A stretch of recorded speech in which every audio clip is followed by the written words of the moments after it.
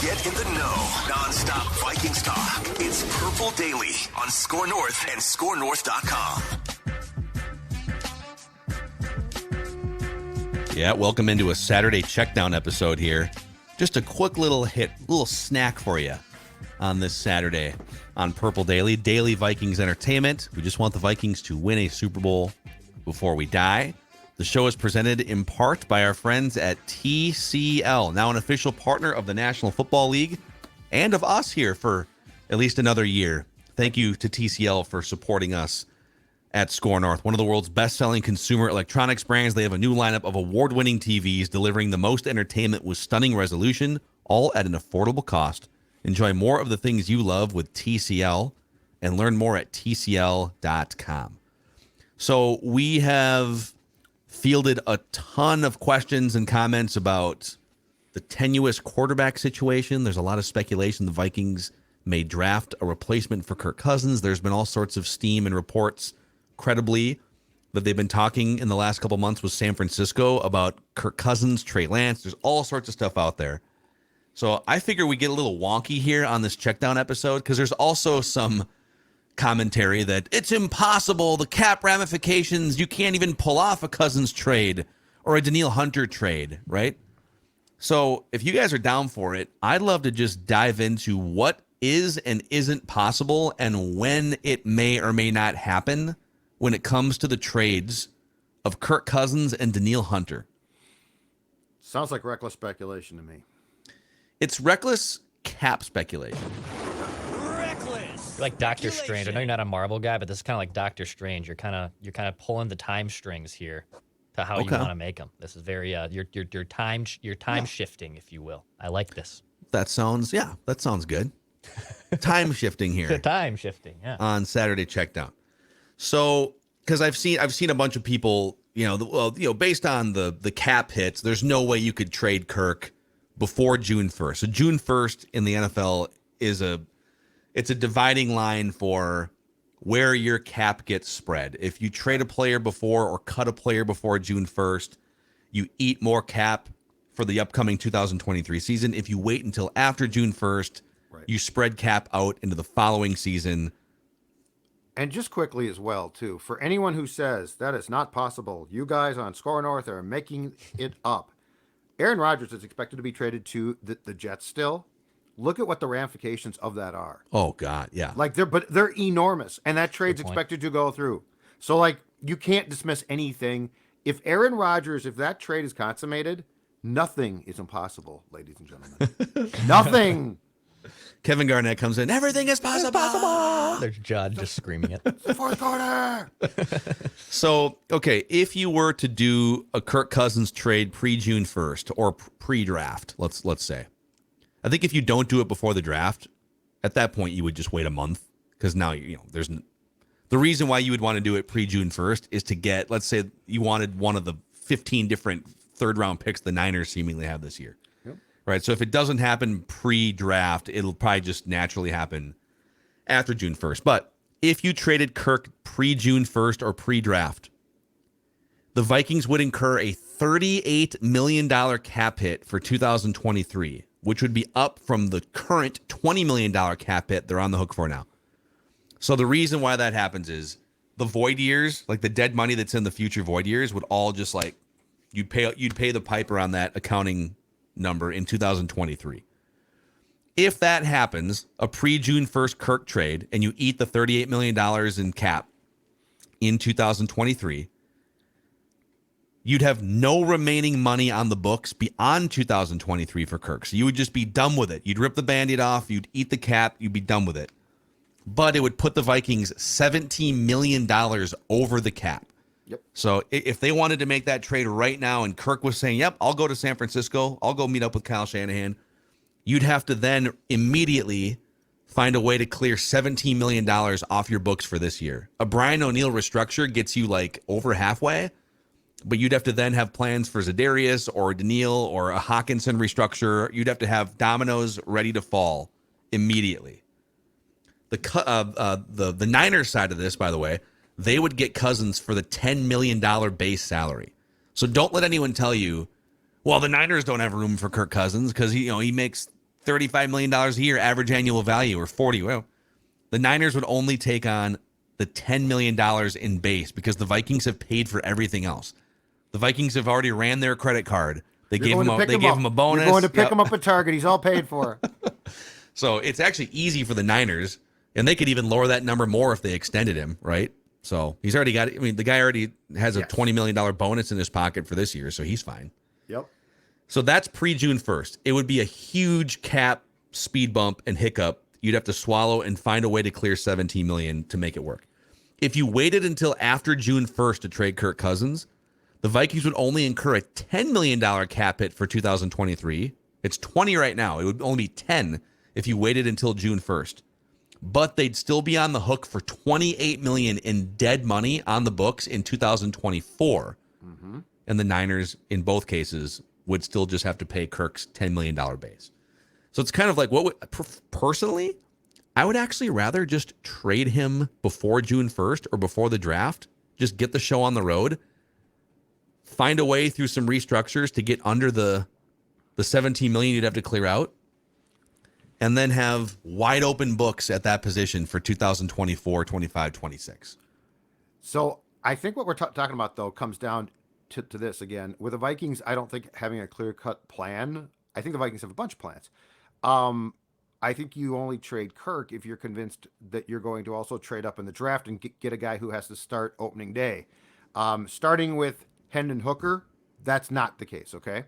So, in my opinion, they probably aren't going to trade Kirk, and Kirk is going to start in 2023 while they develop a quarterback potentially behind him. Mm-hmm. But to get back to your point about the Band-Aid being ripped off immediately here, and there's certainly being financial pain and a ton of it. First of all, if you incur that, it's done. So, like, you incur it and it's done.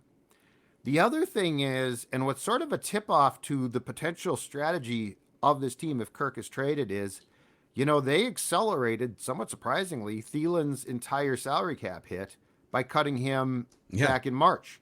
So there is as much as fans are going to bristle about this, if they've decided that they're going to go in a different direction at quarterback, there is a chance that they are basically saying, you know what? We took a shot in 2022. We won 13 games, won a division, and went out in the first round. We're probably not going to win a Super Bowl, just being frank about it, in 2023. So let's accelerate the cap hit and hurt right now and accept that. But in the case of Kirk, what I'm thinking of is he's going to play here. He's not going to be traded, but that's not going to stop them one bit from developing or having a quarterback plan behind him very soon. Yeah. There's, like you said about the Thielen contract, they literally just said, well, let's just eat this one and be done with it after 2023. This is probably a good segue to the Danielle Hunter trade ramifications too, because what are they willing to do and not is sort of the question here. How much are they willing to eat cap penalties to get draft capital? Okay. So a pre-June 1st Danielle Hunter trade. Again, he skipped the voluntary workout, which is not super uncommon. It happens. But it is a sign that, he's going to need a new contract before he goes in and like risks pulling a bicep muscle off the bone doing bench press at the Vikings facility, right? The guy probably wants a contract. Tears his pectoral muscle or something. Ow! Yeah. So the Vikings in a pre-June 1st trade of Danielle Hunter would incur a $19 million cap hit for 2023, up from the $13 million he's currently on the books for. But they would have $0 remaining on the books for Danielle beyond 2023. That would be the key, that you would get draft capital and cap flexibility, and you probably go draft a young edge rusher this year. Yep. The team acquiring Danielle Hunter would be on the hook only for his $4.9 million base plus the extension. You'd have to come to a deal on an extension. Correct. This transaction would put the Vikings $4 million over the cap. So yes, and I've seen some stuff out there, it would actually be more expensive to trade Danielle Hunter. Yes, it would be, but it wouldn't be a deal breaker. You'd go if you traded Danielle before June 1st, his cap hit goes from 13 to 19. but you'd be getting presumably a couple of second-round picks, or like you'd be getting enough draft capital to make it worth your while. Correct. If you were willing to eat it on Thielen for no draft capital, you would eat it on Danielle Hunter for some good draft capital. Mm-hmm. If you did a post-June 1st trade of Danielle Hunter for 2024 draft picks, the Vikings would incur a $7.6 million hit for this year instead of $13 million, but they'd be on the hook for $11 million in dead cap in 2024. So it's just kind of, do you want to rip the Band-Aid off now? Can you get something done in the next week? Or do you sort of play it out into June, July, training camp, etc.? This is the one, to me, that is far more logical as far as a draft trade goes, okay? First of all, for pre-June 1st. Yes. I'm saying this is the one. I don't think that Kirk gets traded, period. And I definitely don't think that he gets traded next weekend at some point. On Danielle, I think that we should be on red alert because of what you just said. One is, yeah, it hurts cap-wise, but you're already in cap problems. And what you just explained is not going to stop you from getting a first-round pick. If you get a first-round pick, you're not going to say, but the cap ramifications are far too much. So, and I do believe that I think Danielle Hunter might be one of the few guys on this roster that can get you a really high draft pick, like that you would trade. And so what you just went through to me makes a ton of sense. The other thing about this, and the reason why I think there's a chance he gets traded, and this might sound goofy, but it's not meant to, it's been too quiet for the most part. It's been too quiet. It's almost like they said, dude, we'll get this done. Not with you here. Mm-hmm. See, I think what we've been talking about, I think we've been sniffing around the right storyline here, which is I don't think he necessarily fits the age profile. I agree. Because he's going to want a multi-year contract. Mm-hmm. And so are you going to get him to 32? Oh, yeah, we'll take you to your 32. Like Kirk is going to, not to sound harsh, he's going to take care of himself as far as his future here. It's just going to be done. But Danielle can bring you something back. Danielle's going to want, and probably deserves, just to be very, very clear here, still a very productive player, probably deserves a multi-year, very rich, and as we have talked about right now when it comes to guys that rush the quarterback, he ain't rich. He's rich compared to us, but he ain't rich compared to that list. Yeah. I really think that the more you put the pieces of this one together, there is a very good chance, and again, from a guy like Kwesi, thinking like he does, that it makes a ton of sense that you brought in Davenport. You're sort of holding Za'Darius hostage because of this, which, just to be very clear, I'm fine with. But to your point, Phil, you also could draft one. So I think this one actually tracks as a very good chance of happening by the weekend. So if you did this in the next week with Danielle Hunter, again, even though he's not on your roster, his cap penalty for your 2023 books would go from $13 million up to $19 million. You'd be paying $19 million for him to not be on your team. But you would get a second round pick or something, right? You'd have to essentially make it so that, yep, we're willing to do that because we're getting this. I think Khalil Mack was the second and fifth, right, you guys? Yeah, I think that's so. Right. And I think he is a very much an equivalent to that Khalil Mack trade to the Chargers. And then you would immediately, so you'd be $4 million over the cap. Mm-hmm. You would then have to you'd have to have something ready for Hawkinson, like a long-term deal that lowers his cap hit, or you can just pull the trigger. They've been waiting to pull the trigger on the Brian O'Neill restructure. They have Brian O'Neill under contract for like 4 more years or something, and they can shuffle money around basically because he's under contract for a long time. Mm-hmm. So I'm with you. It just feels a little quiet in Vikingsville here. There's been a lot of steam. They've been having conversations with the Niners. You know, there's 2 or 3 teams that would probably love to have Danielle Hunter as a final piece to a defense. Jaguars, right? There's teams out there that would definitely make a trade for Hunter. And it sounds crazy because I know he's really good and he's still technically in his prime. But every other move they've made this offseason has been to go from guys who are like 30 to guys who are like 25 to fit the Justin Jefferson, Christian Darrisaw, TJ Hawkinson and we now age know pool. And we now know, because we talked about this and we speculated and we didn't know, but we now do, why the pre-draft press conference was held last week. They want to keep it quiet. Answer all these questions. Yeah. It's smart. They wanted to keep this quiet. Mm-hmm. Because the more noise and animosity that surfaces, the more that their bargaining position goes down. Mm-hmm. Because it's like, well, he wants out then. We're not going to give you this. But the more you just keep this focused, quiet, and professional, which that press conference did, the more it makes sense. I saw Gary Davenport of Bleacher Report. I don't know who Gary is, but he projected contracts for 7 players remaining in free agency, or in the offseason, I should say. So guys that could be extended, not necessarily free agents, guys who can get next big paydays. And Danielle Hunter was on that list. Goes into the whole thing we've been talking about with his current contract and his holdouts. He projected Danielle to get a 4-year, $92 million deal with 57.5 in guaranteed money. So that's basically it's a 4-year deal, but it's basically a 2-year guaranteed deal as one of the highest paid edge rushers in the NFL. Mm-hmm. So that the guarantees would take him until he's about 30 years old. So that's a great nugget.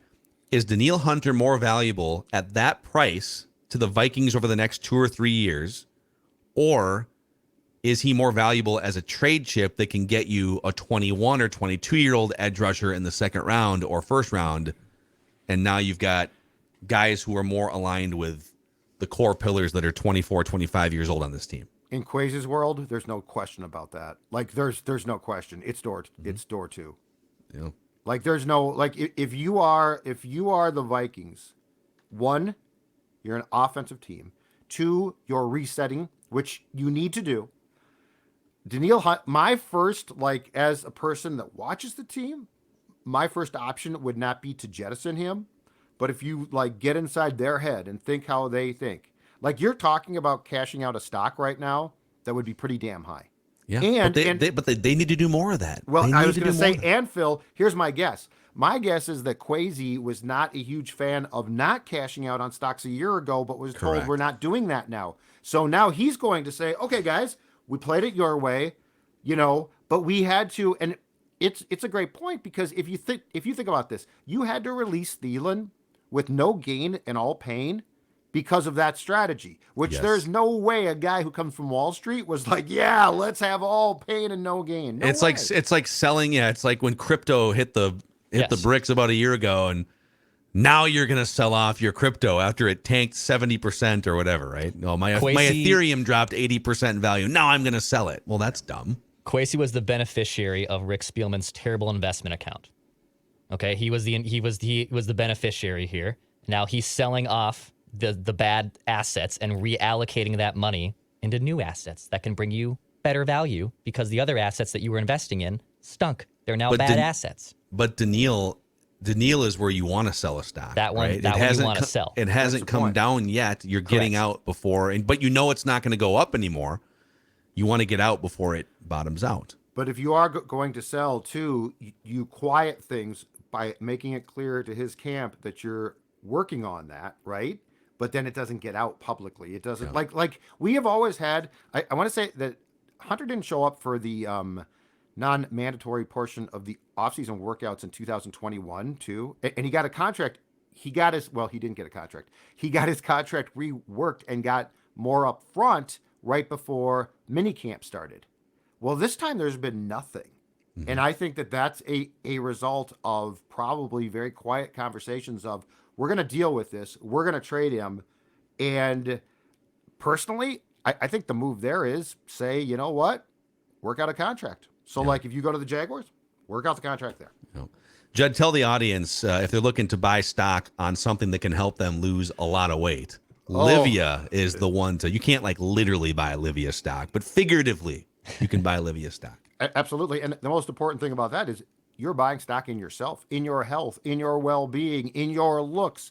We're talking about a program with nutritionists, with dietitians who are going to help you not only drop the weight, which they help me do, but they're going to help you keep that weight off. Imagine, so if you're a Vikings fan, think of it this way. Imagine that your weight is veteran players, and you're looking for a way. The guy on the left. Yeah, the veteran on the left was looking or the guy on the left was looking for a way to trim veteran players to become the guy on the right, and darn it, it worked. So we're talking about trimming contracts, trimming salary cap, but let's call that fat instead. And now you're a lean, mean fighting machine for summer. And here's the best part too. Have I got a deal for you? The first 3 months, receive them for free. That's right, Livia. The first 3 months are going to be free. So you're going to drop all that weight at a very reasonable salary cap hit. 855-GO-LIVIA, Livia.com, Livea.com.